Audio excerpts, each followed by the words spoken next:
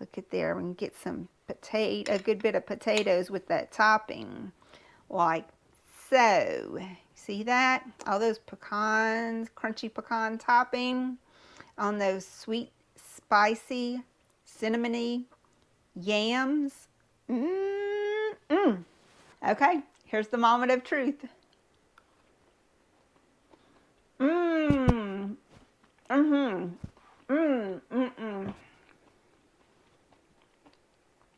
Oh my gosh, y'all, that is so good.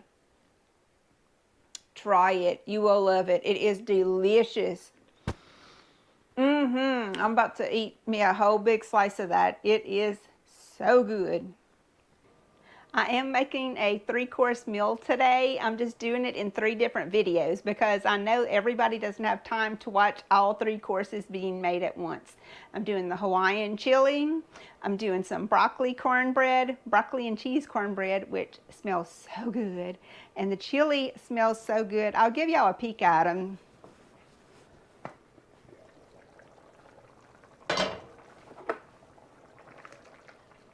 This is the Hawaiian chili. It's still cooking. It's not done all the way yet.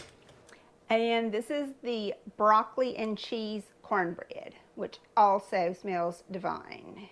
I'm going to be using this pan for my yam or sweet potato casserole or casserole crunch, whatever you want to call it. And I'm just going to use this butter wrapper to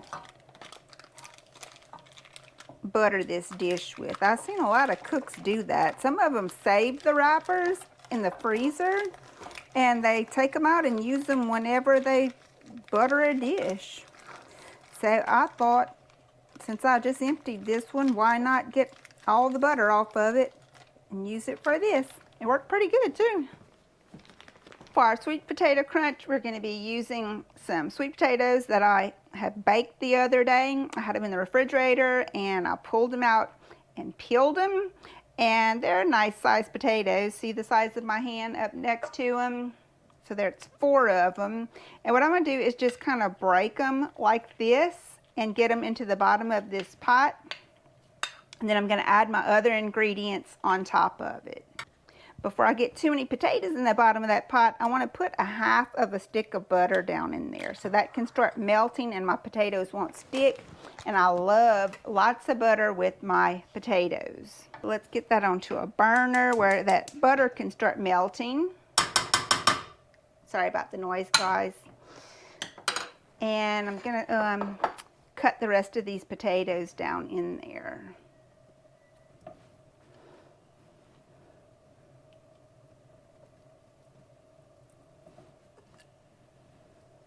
And then we have some other ingredients that we're going to add on to this.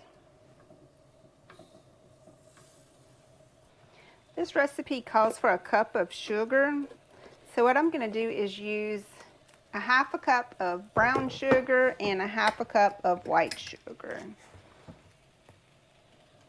Like that. I'm going to add a little cinnamon on top of this because I love cinnamon. And I think it's going to go well in this recipe. Let that all come together, all that sugar and butter and potatoes, and let them kind of cook together for a little while before I add my next ingredients. I'm even going to add a lid on top of it to help it all come together and melt quicker. Okay, our sweet potato crunch is also going to have a topping on it, so let's put that together. I'm going to start out with a 1/2 of a stick of butter melted. So I'm going ahead and melt that. Our sweet potatoes are melting, the sugar and the butter and all that starting to come together. And I'm just going to keep breaking the potatoes up as it all comes together.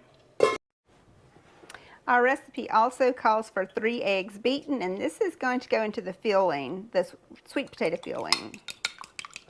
Okay, our sweet potatoes are all mashed up. The sugar is melted. The butter is melted. It smells, and I tasted it, absolutely divine. So we're ready to go to the next step with it, and we're also ready to go to the next step with our melted butter that we have here for our topping. So let's start putting this together. Okay, I removed this from the heat, and now I'm going to add a teaspoon of vanilla into it. That might have been a little bit more, but that's okay because I really love vanilla. And it says to add a pinch of salt, so I'm just going to use my salt shaker and add a little salt into it. You know, you got to put a little salt in stuff that's sweet to bring out the flavor. Okay, it also calls for 1/3 cup of milk. So we're going to add a little milk into this, like that. Stir that up. And the next thing will be those 3 eggs that we beat up. So let's add those into there as well. Okay, that's going to complete this mixture. So now this mixture, once I have it mixed, I'll put it into my buttered pan. It's a lot of eggs, huh? But that's what's going to help it to rise. It's going to give it a little lift. We're going to mix it in really well. It smells so good. I wish y'all could smell this. I love sweet potatoes. Especially these kind of little dishes with them. You could use this as a dessert or as a side dish. Okay, here's our prepared buttered pie dish is what I'm using. Okay. Smooth that out. Get it ready for our topping. Okay, now we can set this on the side and we'll put our topping together right in this bowl here.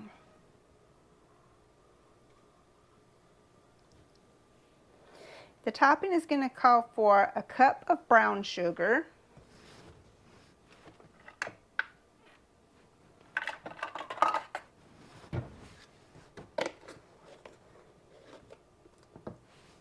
and I'm using a 1/2 cup here, so I'm going to do 2 of them. Okay, we're going to mix that in right into that butter. We're going to do it in this order. Make sure that all that brown sugar clumps is mashed down into that butter. Like that.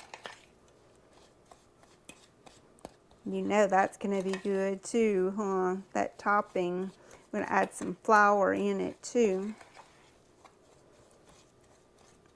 Okay, I see a little clump. Get that down. There we go. I'm going to use 1/3 cup of flour.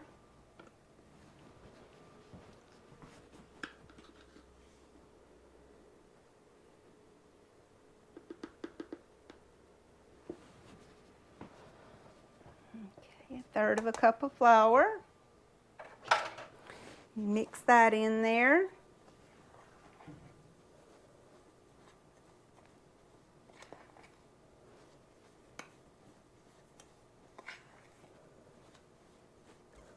Add just a tiny amount of milk.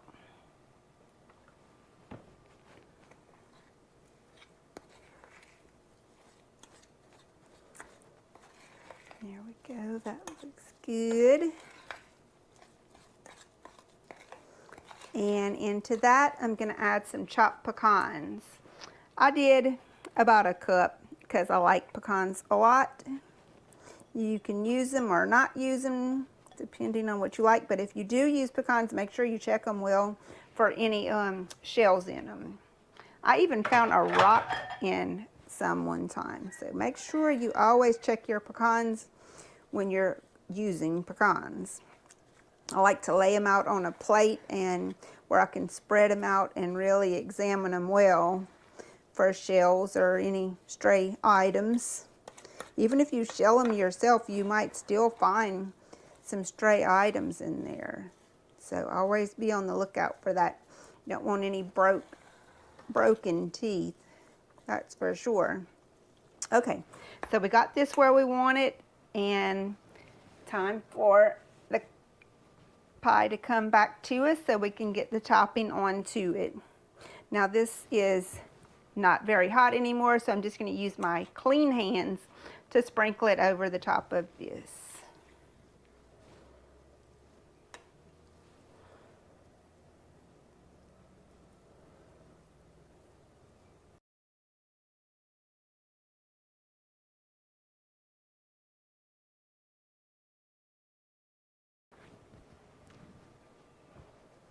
Okay, so this is going to go into a 350-degree oven for 20 minutes, and we'll check it then. I just pulled this out of the oven after 20 minutes, and to me it looks like it needs to cook a little more, so we're going to go a little bit longer. Okay, our sweet potato crunch is ready. Let's take a look at it. It did take about 50 minutes to cook completely because I wanted it nice and brown on top. And it is. I think it's going to be very good. But it has to cool a good bit before I can cut into it. I don't know about y'all, but I'm ready to cut into this pie.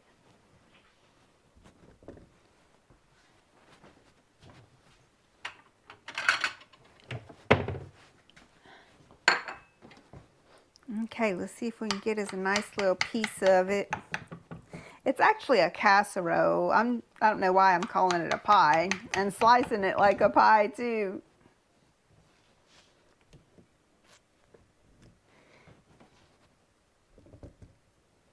It's actually a casserole. I don't know why I'm calling it a pie and cutting it like a pie too. But let's see if we can get us a piece of this out of here. I don't guess it's supposed to slice like a pie, so I'm not going to expect it to come up in one piece. But it may. I don't know. Let's see how it comes up out of here. Look at that beautiful orange color. Oh, this is going to be good. Now some of it did stay down in here, and I want all of it.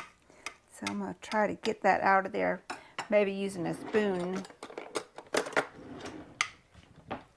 Just like that. And I want to get some of that topping in each bite as well. So let's give it a try. Let's see what this is like. Look at there, we can get some a good bit of potatoes with that topping, like so.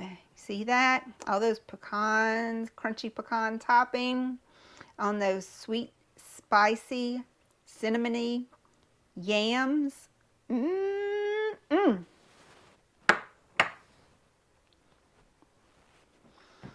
Okay, here's the moment of truth.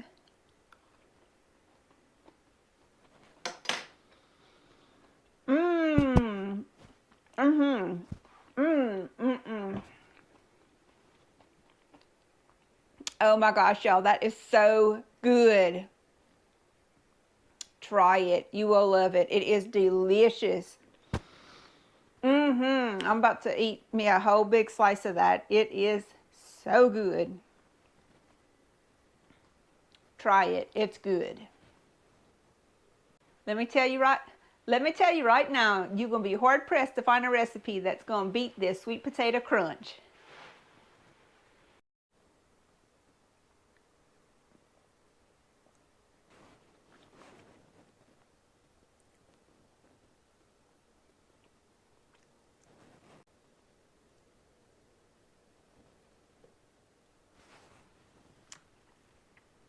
It is so